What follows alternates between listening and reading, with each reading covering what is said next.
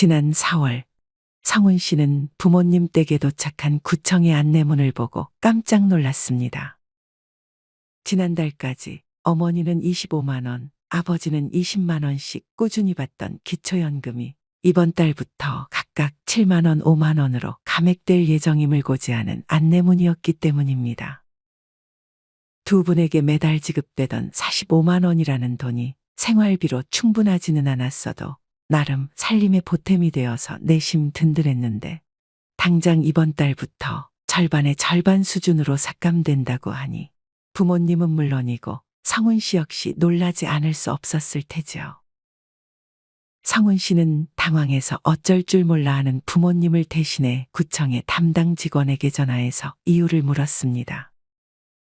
담당 직원의 말로는 매년 4월이면 기초연금 전반을 재산정하는 기간이라 전년도 공시지가, 전년도 발생소득 등을 반영해서 기초연금을 조정하는데 그렇기에 기초연금이 감액되거나 심지어 탈락될 수도 있는 시기이며 성훈 씨 부모님의 경우 재작년과 비교하여 재산 규모에는 변동이 없지만 이자 소득이 오른 게 확인되어서 소득 산정 평가액이 재조정되었고 그 결과 지급 기준에 따라 기초연금 수령액이 감액되었다고 합니다.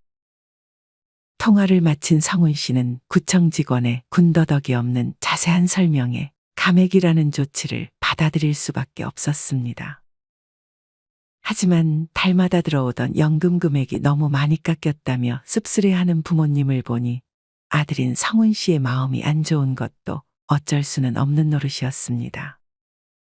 사실 성훈 씨도 씁쓸할 수밖에 없는 것이 몇 년 전에 성훈 씨 본인이 직접 나서서 부모님 두 분 모두 기초연금을 받을 수 있도록 부모님의 근로소득이나 국민연금 수령액, 재산 규모까지 꼼꼼하게 체크하는 등 할 수 있는 최선을 다해 기초연금 신청을 도와드렸기 때문이었습니다. 이때 성훈 씨도 고생이 꽤 많았던 것이죠. 그런데 작년 즈음 수익률이 좋다는 다른 금융상품에 보유현금을 옮겨 놓은 것이 화근이 되었습니다. 여기에서 발생한 이자가 소득으로 잡혀서 기초연금에까지 영향을 주리라고는 차마 예상하지 못했던 것입니다.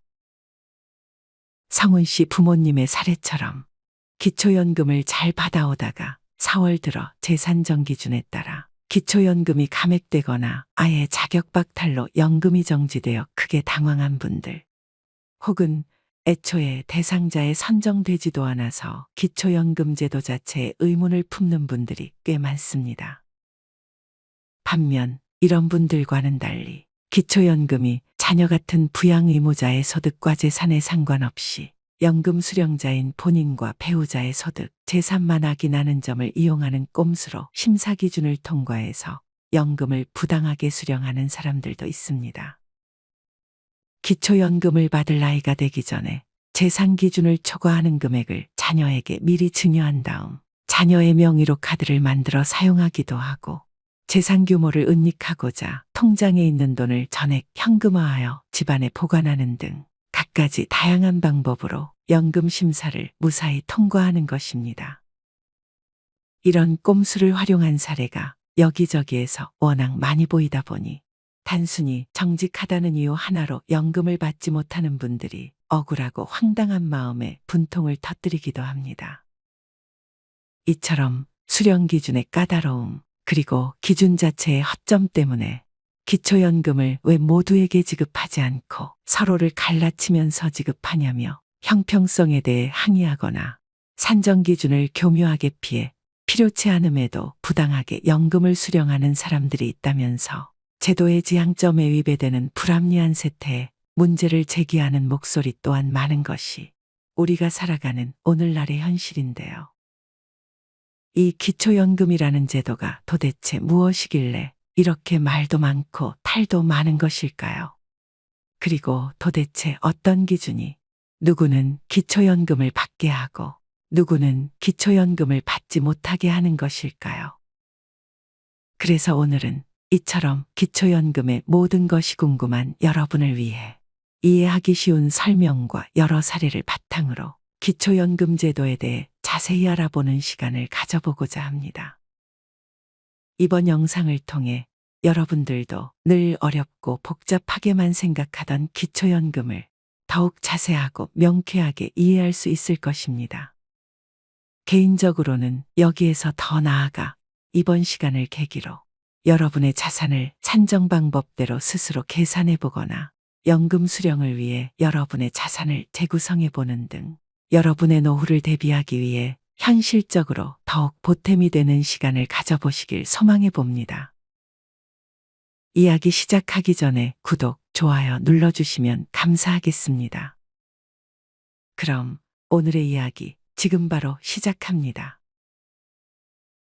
기초연금은 경제 상황이 어려운 노인들에게 최소한의 안정적인 노후 생활을 보장하고자 시행하고 있는 복지제도입니다.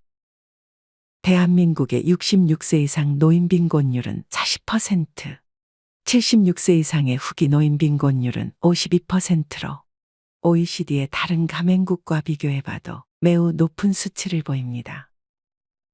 더불어 전체 파산 신청자 중 60세 이상이 차지하는 비중이 2018년 25.9%에서 2023년 38.4%로 매년 급격하게 증가하고 있음은 물론 70대, 80대 중 경제적인 어려움으로 인해 극단적 선택을 하는 노인의 수까지 늘고 있는 추세인데요. 이런 통계 수치들은 초고령 사회를 당면한 대한민국에서 노인 빈곤 문제가 더 이상 외면할 수 없는 심각한 사회 문제임을 시사합니다. 이런 노인 문제에 대한 나름의 해결책으로 정부에서 제시하고 있는 정책 중 가장 대표적인 하나가 바로 기초연금제도입니다. 사실 국민의 노후를 보장하는 연금제도로 먼저 시행되고 있는 정책이 있습니다. 바로 다들 아시는 국민연금입니다. 하지만 국민연금은 1988년에 처음 도입되어 제도가 시행된 지 오래되지 않았기 때문에 현재의 노인들 중에는 국민연금에 가입하지 못했거나 가입했더라도 가입 기간이 짧아서 연금을 충분히 받지 못하는 분들이 꽤 많습니다. 이처럼 국민연금의 사각지대에서 보이는 노후 복지의 빈틈을 메우기 위해 기초연금 제도가 2014년부터 시행되었습니다. 2014년 첫 시행 당시에는 기초연금 월 수령액이 개인 기준 최대 20만 원이었으나 이후 단계적으로 상승하여 2021년부터 수령액이 월 최대 30만 원까지 책정되었으며 물가 상승률을 감안해 2024년 현재의 금액이 되었는데요. 2024년 1월 기준 기초연금액은 단독 가구의 경우 월 33,480원부터 최대 33만 4,814원까지, 부부 가구의 경우 부부 합산 66,960원부터 최대 53만 5,680원까지 재산 수준에 따라 차등 지급되고 있습니다. 또한 소득과 재산 상위 30%를 제외한 그 외 70%에 해당하는 사람들이 기초연금을 받을 수 있는 기본 조건을 충족합니다. 그래서 통계적으로는 이 영상을 보는 분들 중에도 기초연금을 못 받는 분들보다 이미 받고 있거나 앞으로 받게 될 사람이 더 많을 확률이 큽니다. 그렇다면 기초연금은 어떤 조건을 갖추어야 받을 수 있을까요? 기초연금을 받기 위한 조건을 간단히 정리하면 다음과 같습니다. 첫째, 만 65세 이상인 분들께 해당됩니다. 둘째, 대한민국 국적을 가지고 있으면서 동시에 국내에 거주해야 합니다. 셋째, 가구의 소득 인정액이 선정기준액 이하여야 합니다.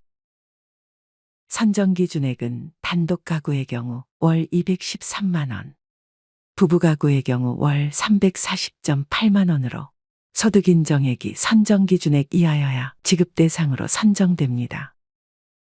이 세 가지 조건 중 첫 번째, 두 번째 조건은 당연히 매우 판단하기 쉽습니다. 그러나 마지막 세 번째, 소득 인정액 부분에서 조금 더 꼼꼼한 산정 과정이 필요합니다. 단순히 생각할 경우 월 소득이 선정 기준액보다 적으면 되지 않나 싶으실 겁니다. 하지만 여러분의 소득 인정액 산정 방식에 대해 정확히 알아야 합니다. 당장 월마다 벌어들이는 근로소득뿐만 아니라 부동산이나 예금처럼 여러분이 기존에 보유하고 있는 재산까지 항목마다 각각의 방법을 적용해서 산정해야 하기 때문에 정해져 있는 산정식에 여러분의 소득과 재산을 직접 대입해서 계산하는 과정을 거쳐야 합니다. 이 과정에서 여러분도 모르게 놓치고 있던 항목 때문에 예상치 못하게 기초연금이 감액되거나 지급 대상자에서 탈락하는 경우가 생길 수 있으니 다소 복잡하더라도 정신 똑바로 차리고 매우 면밀하게 확인할 필요가 있습니다. 여러분이 최대한 쉽게 이해할 수 있도록 가능한 한 가장 명료하게 설명드리겠습니다. 여러분의 소득과 재산을 평가 기준으로 환산한 개념인 소득인정액은 수입을 환산한 월 소득평가액과 재산을 환산한 월 소득환산액 이 두 가지를 합한 금액입니다. 우선 월 소득평가액은 근로소득과 기타 소득을 합한 금액입니다. 일을 해서 돈을 버는 근로소득에는 기본공제가 있습니다. 평가 기준으로 일해서 번 돈의 전부가 다 포함되지 않는 것입니다. 근로소득에서 110만 원을 공제한 후에 30%를 추가로 더 공제합니다. 다만 일용근로소득, 공공일자리 소득 등 일부 몇몇 경우는 근로소득으로 인정되지 않습니다. 만약 근로소득으로 월 200만 원을 벌고 있다면 200만 원에서 110만 원을 공제한 90만 원, 그리고 이 90만 원에서 30%를 추가 공제한 63만 원만 근로소득으로 평가되는 것입니다. 그러니 혹여 근로소득이 있어 기초연금을 못 받는 것 아닌가 하고 불안한 분들은 앞서 설명드린 공제 방법을 적용해서 본인의 소득평가액을 계산해 보십시오. 본래 소득보다 훨씬 줄어든 금액이 근로소득으로 평가되기 때문에 기초연금 지급 대상 기준에 조금 더 가까워질 수 있습니다. 하지만 근로소득만 계산한다고 끝이 아니겠죠.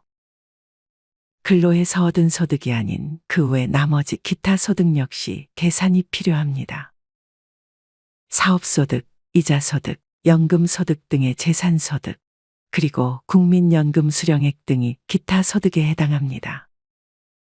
이 중 이자소득에 대해서는 월 4만 원까지 공제가 가능하지만 그 외의 소득에는 공제 항목이 없습니다. 단순히 버는 금액 그대로 모두 더한 금액이 기타 소득 평가액으로 산정됩니다. 단, 국민연금에는 국민연금 연계 감액 기준이 따로 있습니다. 기초연금의 150%가 넘는 금액을 국민연금으로 받는 경우 기초연금이 감액되는 것입니다. 현재 기초연금의 1인 최대 금액이 33만 4,600원이므로 국민연금 수령액이 이 금액의 150%인 50만 1,000원을 넘어가는 경우 기초연금의 감액이 발생합니다. 그렇다면 앞서 예시로 들었던 월 200만 원의 근로소득이 있는 사람이 매달 국민연금 30만 원을 수령하는 경우 월 소득평가액은 어떻게 될까요? 앞서 계산했던 근로소득에 대한 평가액 63만 원에 국민연금 30만 원을 더해 총 93만 원이라는 금액이 월 소득평가액으로 산정됩니다. 여기까지 오면 소득인정액 산정의 절반인 월 소득평가액의 계산이 끝납니다. 이제 나머지 절반인 소득환산액 계산을 위해 보유재산을 소득으로 환산하면 됩니다. 월 소득환산액은 일반재산과 금융재산의 평가액을 더한 다음 계산해보면 알 수 있는데요. 여기에서 일반재산과 금융재산은 어떻게 구분할까요?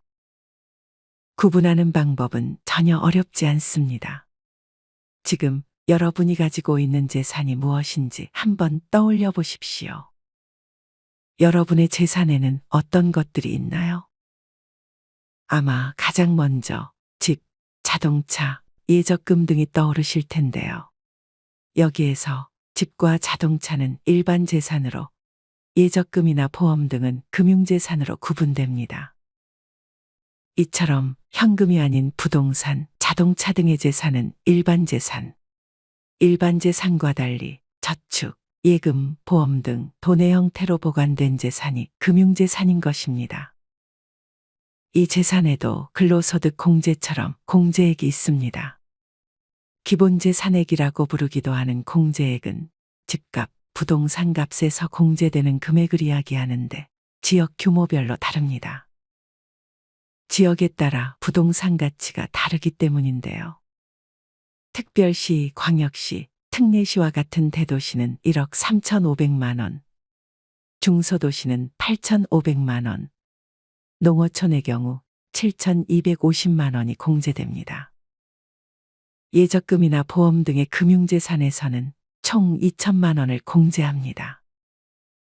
그렇다면 만약 부채가 있는 경우는 어떨까요? 빚이 재산이라는 말이 있는데 산정 기준에서는 빚이 정말 훌륭한 재산 노릇을 합니다. 재산에서 부채를 차감하기 때문입니다. 각각의 공제액을 차감한 일반 재산과 금융재산의 합해서 빚진 금액인 부채액까지 차감하면 됩니다. 여기까지 계산했다면 드디어 전체 재산을 더하는 과정이 끝났습니다. 이제 여태까지 계산한 전체 재산의 합산액을 월 소득 환산액으로 변환해야 합니다. 재산을 소득으로 환산할 때는 환산율로 연 4%를 적용합니다. 앞서 계산된 재산 합산액의 환산율 4%, 즉 0.04를 곱한 후 12개월로 나누면 최종적으로 월 소득 환산액이 결정되는 것입니다. 이때 주의할 점이 있다면 차량가액 4천만 원 이상인 고급 자동차의 경우 기본재산 공제 대상에서 제외되고 월 100%의 소득 환산율이 적용됩니다. 또한 골프 회원권, 승마 회원권 등의 회원권도 기본재산으로 공제되지 않으며 고급 자동차와 마찬가지로 시가 표준액으로 월 100% 소득 환산율이 적용됩니다. 그러므로 4천만 원 이상의 고급 자동차나 골프 회원권, 승마 회원권 등 고가의 회원권을 보유한 분들은 기초연금 기준에 필히 미달할 수밖에 없으므로 기초연금 대상자에서 무조건 탈락하게 됨을 명심하십시오. 이 모든 사항을 고려해서 계산한 월 소득 환산액에 앞에서 구해놓았던 월 소득 평가액을 더하면 드디어 월 소득 인정액을 계산해낸 것입니다. 지금까지 소득 인정액 계산에 대해 자세히 설명드렸습니다. 간략하게 요약하자면 근로소득과 기타 소득으로 계산하는 월 소득 평가액과 일반 재산과 금융재산으로 계산하는 월 소득 환산액의 합에서 구한 월 소득 인정액의 액수에 따라 기초연금 수령 여부가 결정되는 것입니다. 단독 가구는 월 소득 인정액 213만 원 이하, 부부 가구는 월 소득 인정액이 340만 8천 원 이하여야 기초연금 지급 대상이 될 수 있습니다. 계산은 너무 어렵고 어느 정도 개념만 알고 싶은 분은 이렇게 기억하십시오. 근로소득과 기타 소득을 계산하면 소득 평가액이 되고 일반 재산과 금융재산을 계산하면 소득 환산액이 되는데 이 소득 평가액과 소득 환산액을 더한 다음 계산한 월 소득 인정액이 연금 수령 여부를 결정짓는 기준이 된다 라고 말입니다. 지금까지 자산평가 방식에 대해 최대한 간결하게 설명해 드렸습니다. 물론 계산 방법이 조금 많은 탓에 설명해 드린 내용이 여전히 복잡하게 느껴질 수도 있을 듯합니다. 그래서 이번에는 여러분이 더욱 쉽게 이해할 수 있도록 구체적인 사례를 통해 직접 계산해 보겠습니다. 여기 일산에 거주하는 1959년생 동갑내기 부부가 있습니다. 이 부부는 시가표준 4억 6천만 원 가치의 아파트에 자가로 거주하고 있고 전기예금 5천만 원에서 월 이자 소득 15만 원이 발생하고 있습니다. 현재 남편분이 국민연금으로 매달 50만 원씩 지급받고 있으며 새로 다니게 된 직장에서 월 260만 원씩 벌고 있습니다. 보유 자동차는 3000cc 승용차로 해당 차량의 가격은 중고시세 기준 500만 원 정도입니다. 이 부부의 소득과 자산 상태를 보아하니 수도권 아파트를 자가로 보유했고 현재에도 근로소득이 있어서 국민연금까지 합하면 월 총소득이 300만 원 이상이라 전혀 부족함 없이 생활할 것으로 추측되는데요. 이런 분들도 기초연금을 받을 수 있을까요? 여러분 생각은 어떻습니까? 그럼 기초연금 수령이 가능한지 확인하기 위해 앞서 설명해드린 소득인정액 산정 방식에 따라 함께 차근차근 계산해 보겠습니다. 우선 소득평가액과 소득환산액 중 소득평가액부터 구해보겠습니다. 이 부부의 소득은 크게 세 가지로 나누어 볼 수 있습니다. 정기예금에서 발생하는 이자소득, 남편의 국민연금, 그리고 근로소득까지 이렇게 세 가지인데요. 정기예금 5천만 원에 월 이자소득 15만 원에는 기본공제 4만 원이 적용되어 월 11만 원으로 평가됩니다. 국민연금의 경우 이분은 50만 원을 받아서 감액 기준인 50만 1,000원 이하이므로 아무 영향 없이 그대로 합산합니다. 그리고 근로소득인 260만 원 또한 기본공제액 110만 원을 제한 후 30%의 추가공제를 적용하면 월 105만 원으로 평가됩니다. 따라서 월 총소득평가액은 이자소득 11만 원, 국민연금 50만 원에 근로소득인 105만 원까지 모두 더해 총 166만 원이 됩니다. 이어서 월 소득환산액을 알아보겠습니다. 재산의 소득환산액은 일반 재산과 금융재산의 합계로 계산되므로 우선 집이나 자동차 같은 일반 재산, 그리고 예적금이나 보험 같은 금융재산으로 구분하여 살펴보겠습니다. 아파트 시가 표준액인 4억 6천만 원에 자동차 중고시세인 500만 원을 더하면 4억 6,500만 원인데요. 이 금액에서 수도권 기준으로 거주지별 기본공제 금액인 1억 3,500만 원을 빼주면 계산 결과 3억 3천이 되는데 이 3억 3천이 일반 재산 보유액으로 산정됩니다. 다음으로 금융재산인 정기예금 5천만 원에는 기본공제 2천만 원이 적용되어 계산 결과 3천만 원으로 산정됩니다. 따라서 일반 재산 3억 3천만 원과 금융재산 3천만 원을 합한 총 재산평가액은 3억 6천만 원이 됩니다. 여기에 소득환산율 4%를 적용하면 3억 6천에 0.04를 곱해서 1,440만 원이 되고 이렇게 나온 1,440만 원을 12개월로 나누면 120만 원이라는 월 소득환산액이 구해집니다. 마지막으로 앞에서 구한 월 소득평가액 166만 원과 방금 구한 월 소득환산액 120만 원을 더하면 총 월 286만 원이라는 결과값이 나오는데요. 바로 이 286만 원이라는 금액이 월 소득인정액이 되는 것입니다.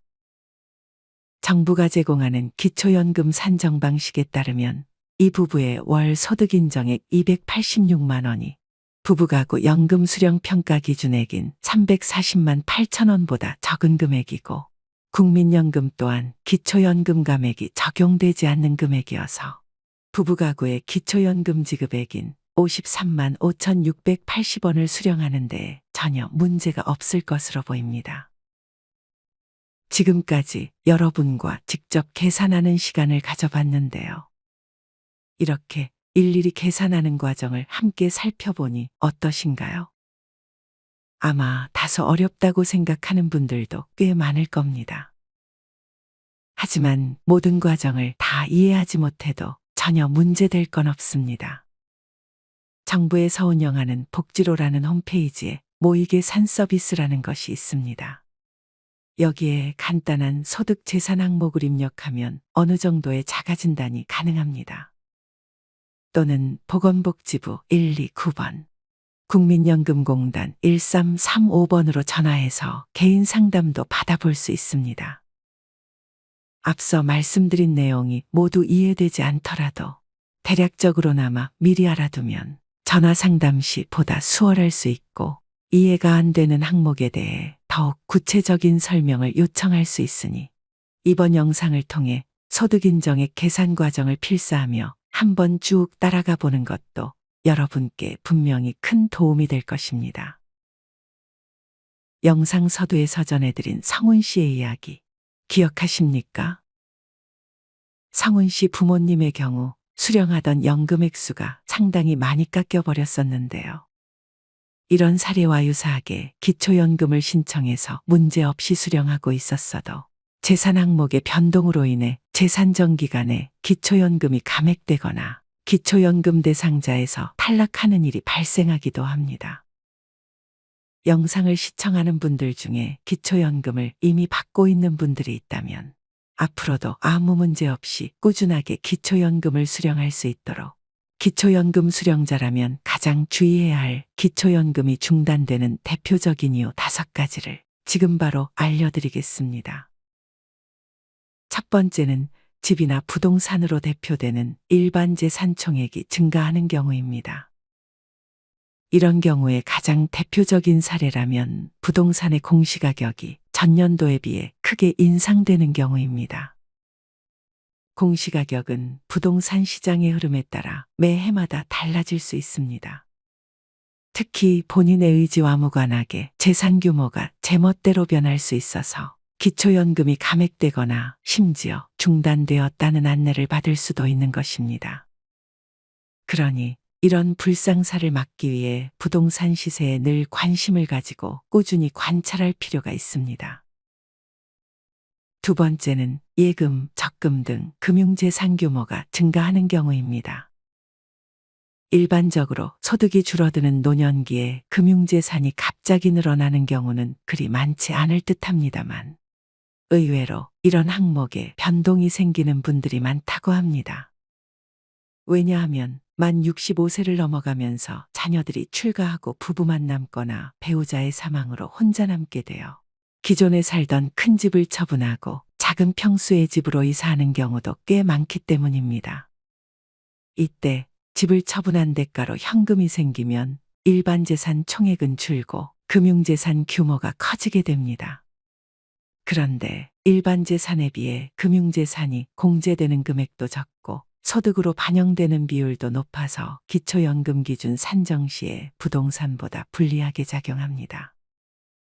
일반 재산의 경우 지역별 기본공제로 대도시일 때 무려 1억 3,500만 원까지 공제되지만 금융재산의 경우 얄짤없이 딱 2천만 원만 공제되기 때문이죠. 따라서 일반 재산에서 금융재산으로 자산의 형태가 바뀌면 기초연금 소득인정액에도 큰 변동이 생길 수 있으니 재산을 처분하는 데 있어 늘 꼼꼼한 검토가 필요합니다. 세 번째는 소득이 증가하는 경우입니다. 앞서 소개해드린 성훈 씨 부모님의 사례처럼 이자 소득이 증가하는 경우 또는 사업소득, 연금소득 등 기타 다양한 소득원에서 발생한 소득이 기초연금 수령에 영향을 줄 수 있습니다. 네 번째는 국외에 60일 이상 체류하는 경우입니다. 노년기에 여행을 즐기거나 해외에 서거주하는 가족의 집에 머무는 경우 해외에서 60일 이상 체류하는 일이 생길 수 있는데요. 기초연금 수급 대상자로 연금을 받는 분이라면 해외에 연속 60일 이상 체류 시 기초연금이 정지됩니다.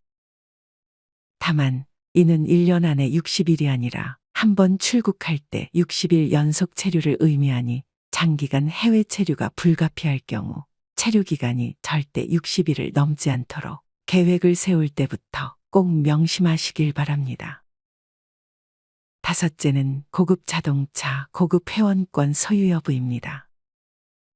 차량가액 4천만 원 이상의 자동차 혹은 골프, 콘도 회원권 등을 소유하게 되는 경우 기초연금 지급이 중단됩니다.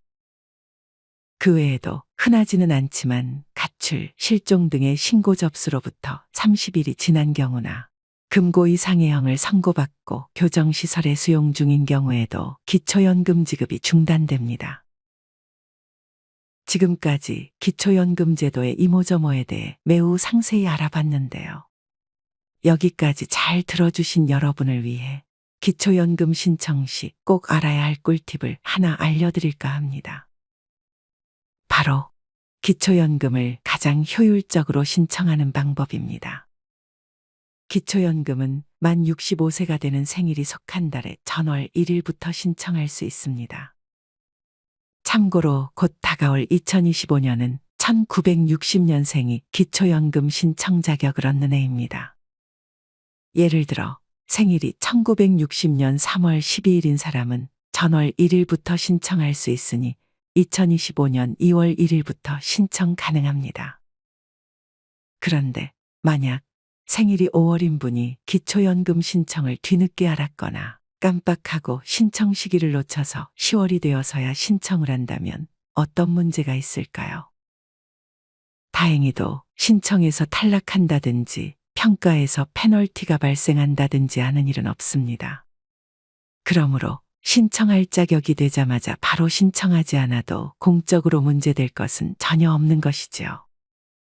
그래서 1년이 지나든 5년이 지나든 언제든 신청 가능합니다. 하지만 연금을 받아야 하는 사람 입장에서 가장 민감한 문제가 하나 발생합니다. 바로 진작에 받을 수 있던 연금을 모두 놓쳐버린다는 문제입니다. 앞에서 5월 생일자가 10월에 신청하는 경우를 말씀드렸었죠. 이러한 경우 신청이 완료된 10월 이후에야 기초연금을 받기 시작합니다. 그 말인즉슨 신청 시기를 놓치고 있던 5월부터 10월까지는 기초연금을 못 받았다는 말이기도 합니다. 그렇다고 신청이 늦어 지나가 버린 기간 동안 못 받은 연금을 청구하는 것도 불가능합니다. 이러한 이유 때문에 신청이 늦으면 늦을수록 놓쳐버리는 연금이 많아져서 심리적으로 큰 손해를 보게 되는 것입니다. 그러니 별다른 이유 없이 혹은 귀찮다는 이유로 신청을 늦게 해서 몇 달은 더 받을 수 있었던 연금을 날리지 마십시오. 그저 이 영상을 계기로 기초연금 신청 시기와 신청 방법을 미리 숙지하고 평가 기준을 맞추기 위해 재산을 잘 관리하다가 신청할 수 있는 날이 되자마자 곧바로 신청하는 것이 기초연금을 신청하는 가장 효율적이고 좋은 방법입니다. 신청 방법은 간단합니다. 전국의 국민연금관리공단 지사나 주민센터 어디에서든 그리고 복지로 홈페이지에서 인터넷 비대면 신청도 가능합니다. 다만 인터넷 비대면 신청 시 공인인증서가 필요하고 추가 필요 서류도 첨부해야 하니 인터넷 사용이 어렵거나 절차가 잘 이해되지 않는다면 직접 방문해서 도움을 받는 것이 좋습니다. 신청이 완료되면 보통 30일 이내에 결과가 통지되며 지급이 결정될 경우 연금은 신청할 때 입력한 수급자 명의의 계좌로 입금됩니다. 이상으로 기초연금에 대해 A부터 Z까지 자세히 알려드렸습니다. 오늘 알려드린 내용이 다소 복잡하고 어려울 수 있어서 내용이 잘 이해되지 않는 분들도 있을 겁니다. 하지만 누누이 말씀드리듯이 그렇다고 전혀 문제될 것이 없습니다. 모든 과정을 전부 이해하는 것이 중요한 게 아니니까요. 다소 어려운 이야기임에도 기초연금에 대해 이만큼 자세하게 소개해드린 이유는 오늘 내용을 어느 정도만 알아두어도 기초연금 대상자에서 탈락하거나 기초연금 수령액이 감액되었을 때 나의 조건 중 무엇이 문제였는지 당면한 상황을 이해하고 파악하는 데 있어 조금이나마 도움이 될 수 있기 때문입니다.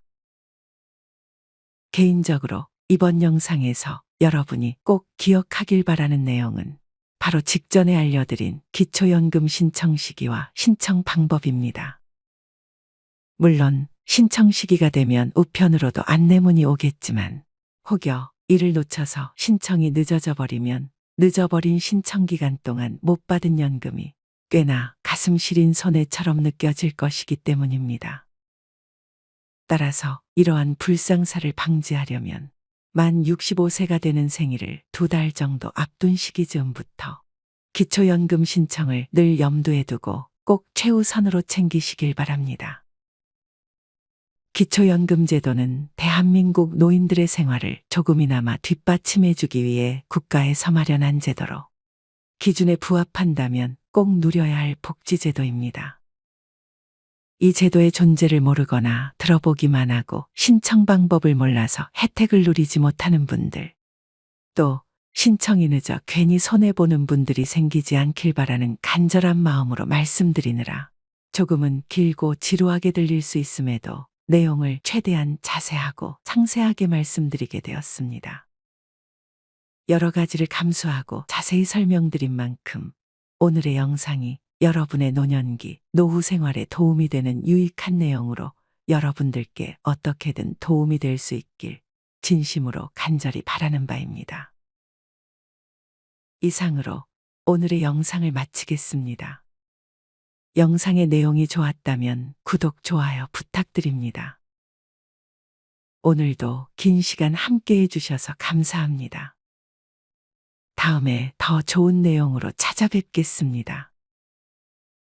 우리 지혜로운 구독자 여러분의 황금빛으로 물들어가는 행복한 인생 이막을 응원합니다. 감사합니다.